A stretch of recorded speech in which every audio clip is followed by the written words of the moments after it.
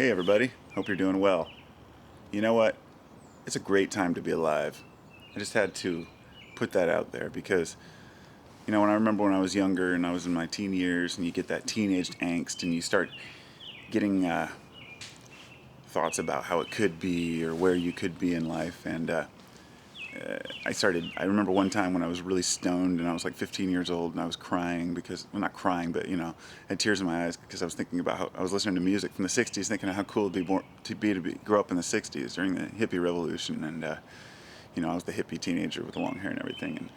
And I, I was so in love with the idea of the 60s that I just really wished I had grown up then. And it took me until about 5, 6 years ago to realize that I'm so much happier to have been born now because while the 60s revolution was great and all, it was completely well, let's say that the whole Vietnam revolution and everything was, it had good purpose and had good points, but there was no way to really come together. People would just get together in big groups and get high and talk about how things should be. Nowadays, we can actually make a difference to the extent that we can make videos, we can exchange information with one another, and everything's readily available. And why I like being born in today's world so much is because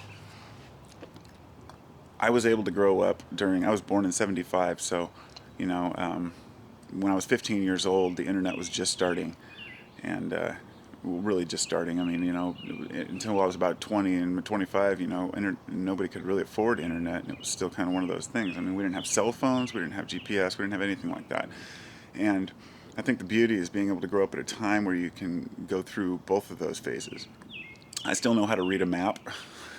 I still know how to use a rotary dial telephone, but I also know how to use a computer, and I think that that's awesome because all of us can use our current knowledge, which is just so vastly superior to what we had before. I mean, it's amazing that we can find something that's going on and then tell the whole world about it in one day. In the old days, something would happen and you'd have to wait for months for it to get around the world.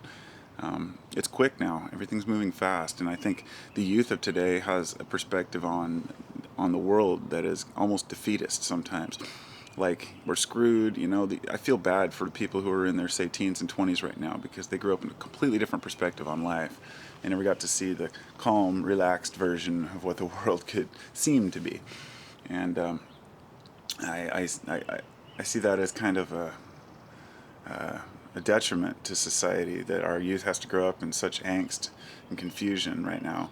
Because I'll tell you, if I was 18 right now and I was seeing all this crap on the internet about, Monsanto and Big Pharma and all that, it would really make me feel defeated. And I'm glad that I was able to build a couple decades of strength on reason and consideration before I could start expressing my views, because I know what to stay away from and what's important, which is love, forgiveness, acceptance, caring for one another, making our best effort to do what is right, and we know what's right, and there's really no question about it.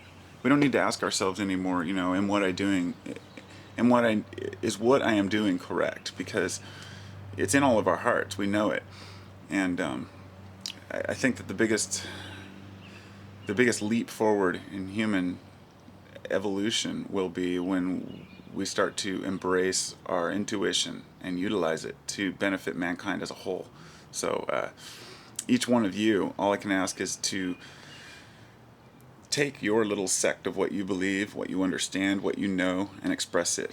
I've got to say that the internet's really changed my view on how people behave. I have a lot of Christian subs, which I never thought I'd have one because, I've knocked Christianity before. And it's good to know that there are Christians out there who can see me knocking fundamental Christianity and agree with me to an extent. And that gives me hope that even people who may be of completely different cultures and religions can still embrace ideas from someone who is not religious. And that gives me hope. It gives me hope that we can all work together and live together and have our own gods, our own ideas of what life's about, and stop fighting amongst ourselves because there are big fish to fry. Peace and love to everybody. Hope you're having a great day.